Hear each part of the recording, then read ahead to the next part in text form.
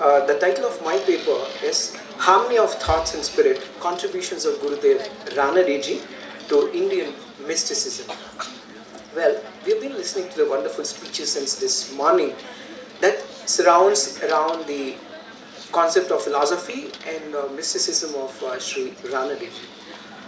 The paper, what I have written is from my own perspective, how to visualize Gurudev Ranadeji's teachings in a very relevant way that also could be applied to this present generation. So that's what my observations are based upon in my paper, what I've written. Gurudev Ranadeji, his idea of mysticism, his concept of philosophy is truly relevant to present times, especially the current generation, may draw a lot from his fantastic ideas in the backdrop of spirituality, philosophy, and mysticism. Well, on the outset, mysticism is actually a simple concept. Where philosophy ends, mysticism begins. Gurudev Ranade was very clear about this point, where he stressed that mysticism is not a transcendental escapism. It is very much applicable, it is very much verifiable, it is very much could be followed. That's what his basic argument was. Well, we've also been listening about the comparative aspect, comparative analysis of Gurudev Ranadeji's literature, philosophy, mysticism, ideas, ideals, impressions, expressions.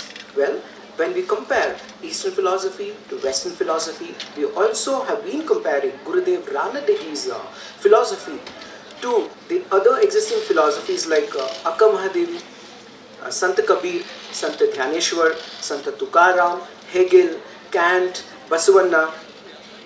Well, the point to ponder upon over here is why this comparative analysis, why this philosophy and ideas of mysticism needs to be compared with the other existing sets of philosophy and also mysticism. Well, Gurudev Ranade did not stop at this. He has compared, he has presented his comparative analysis juxtaposing Christianity and also Islam. He has beautifully referred the couplets of Rumi, and also he has drawn comparisons between Sant Tukaram and the Saint John of Cross. What a beautiful idea. Sant Gurudev Ranade says that Christianity and Hinduism per se is not different. In fact, every spiritual seeker or a mystic is a scientist of spirit. He's a universal being. Well, today the entire world has been witnessing religious bigotry. There is religious dogmatism.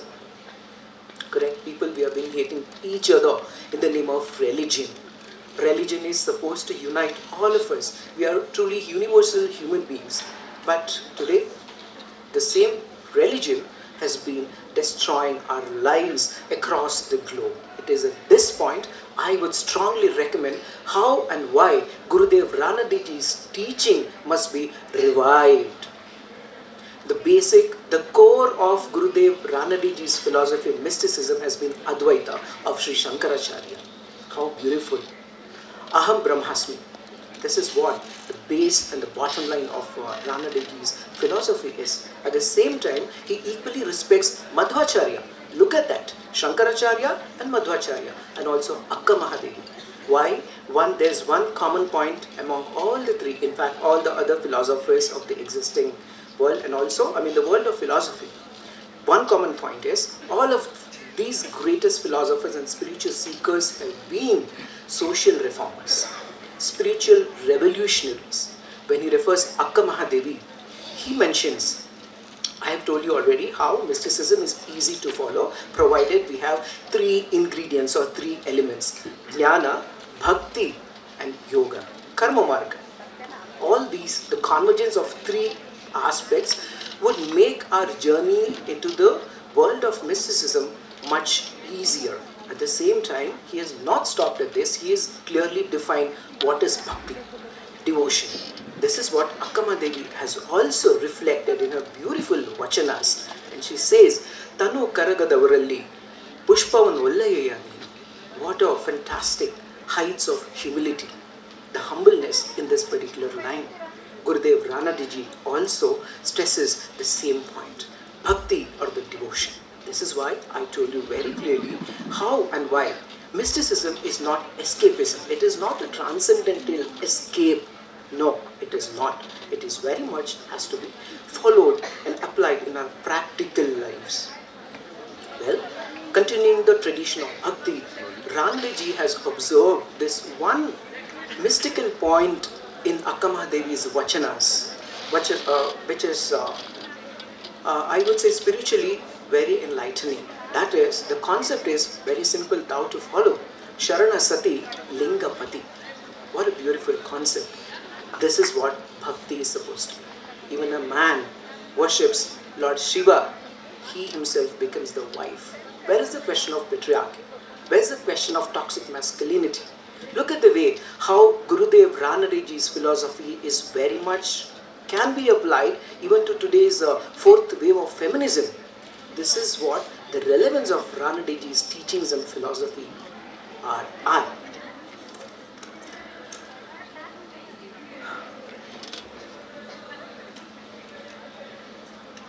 Well, there was also reference about the Upanishadic sages, Upanishads, and the concept of Guru. Well, Gurudev Ranade has also elaborated on this and has given a very simplified version of this. Upanishad, in Sanskrit, Upanishad means to be seated. Upanishada, to be seated at the feet of the Guru. Well, there's a twist here. A Guru may not endow the spiritual knowledge to you because you're already born with the spiritual knowledge. The only thing is, it has been covered.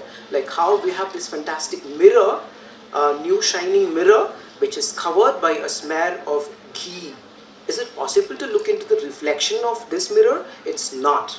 This is the purpose of a guru. He merely removes the obstacles, the spiritual obstacles from an individual. This is the purpose of guru. This is what the essence of Upanishada, to be seated at the feet of Guru and seek the spiritual knowledge and make sure the obstacles they're removed. What a beautiful concept presented by Ranade. How is it not possible to follow this and apply to today's educational institutions? It's very much practical again. What is bhakti, to continuing that particular point, Sharanagati? This is why I have mentioned Sharanasati Lingapati. This is where the concept of Sharanagati originates. Complete surrenderance, complete devotion. How is it possible? There's one formula, again, Ranade has given. Mauna, Dhyana, the power of silence. Well, silence is not just zipping your lips, and it's not like just keeping your mouth shut. That is not dhyana, that is not mauna, that is not silence. It is actually unclogging your mind, unclogging from all the worldly desires. This is what the power of silence is. Well, today it's so hard to put our mobile phones on silent mode. Can we really think to put our inner selves on silent mode? It is really challenging. This is the point where we need to revive Gurudev Ranadeji's philosophical teachings, spiritual realizations. Talking about realization, mysticism. A person to embrace the path of mysticism, there's one important ingredient, that is self-realization. Perhaps this is why Gurudev Ranade had referred to Gautama Buddha. He had everything, whatever we hanker in this generation. He had a palatial palace, a Apsara kind of wife, a cute child, everything. Why did he abandon all that? I'm reminded of this beautiful poem in Kannada which says, Jagavella malagiralo ivanobba nedda agalende Buddha. How meaningful. Why did he have to abandon everything? This shows that there's something in life that is mysticism. This is why we got to understand how mysticism, the mystists, the mystic personalities are the scientists of the soul. There's something in life which is worth discovering. What Gautama Buddha went ahead to discover that, and he got it. He got the enlightenment, the self-realization.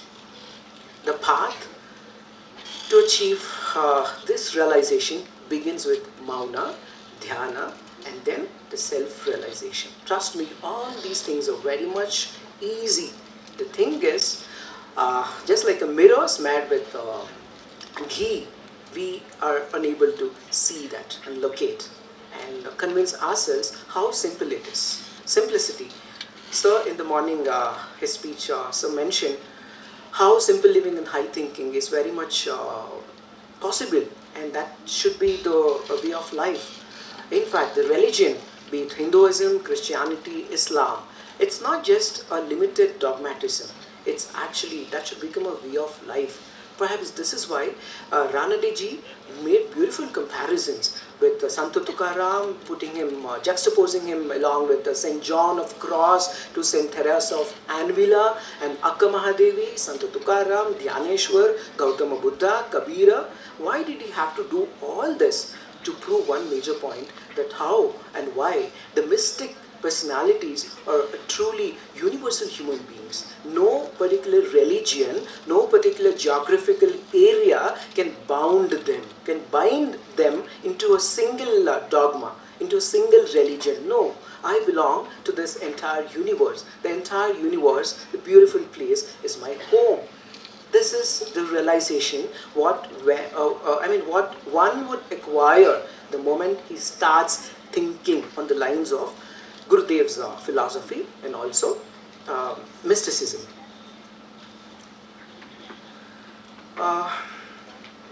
So I would like to conclude my brief presentation by making one more point.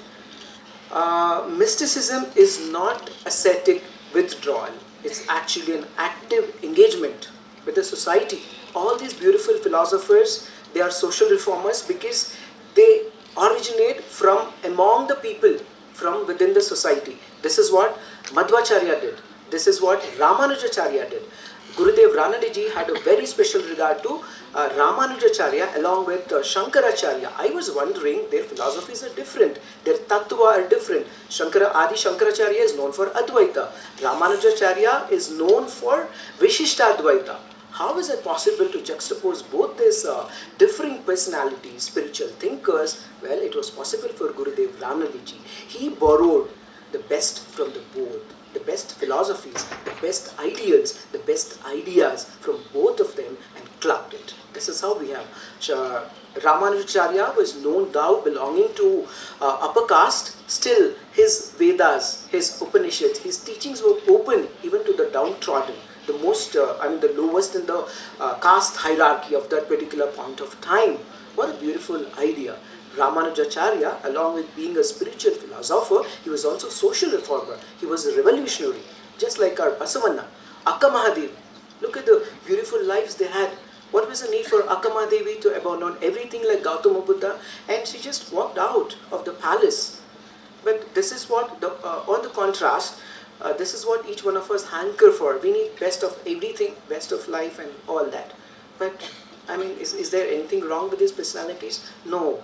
This is how we need to rethink based on the philosophy and the mystical elements of Ranade ji. How and why Akka Mahadevi is so different? Even after 800 years, we still read her vachanas. How is Adi Shankaracharya relevant even today? Universities across the globe discuss the philosophies of Adi Shankara, Madhva, Ramanuja. I'm reminded of this TVG's Mankutimana Kagga. ಗ್ರೀಸಿನ ಕಬ್ಬಗಳನ್ನು ಓದುವರು ದೆಹಲಿಯಲ್ಲಿ, ಕಾಶಿಯ ಶಾಸ್ತ್ರಗಳನ್ನು ಆಕ್ಸ್ಫರ್ಡಿನವರು, ದೇಶ ಕಾಲ ವಿಭಾಗ ಮನದ ರಾಜ್ಯದೊಳಿರದು, ಶ್ವಾಸವದು ಬೊಮ್ಮನದು Mankutimma. What a beautiful lines. Thank you. Probably this is what Gurudev Ranade ji has presented through his wonderful set of philosophy and mysticism. My point is this: all these beautiful things are very much could be followed in our daily life, provided we want to. And it is high time. The world is in need of revival of all this beautiful set of philosophies and mystical elements. Probably the shadow of terrorism that has been rocking entire globe from pole to pole may get mitigated once this philosophy is revived. And again, this travels the entire globe. The peace and contentment at the global level may get back to its original form. Thank you. I would like to my concluding quote. Gurudev had said, "It is not important what shoes you wear, it's important what steps you take." How meaningful. All this class of Gurudev Ranadeji's teachings, I just reflected. That's it. Thank you, beautiful people. Thank you.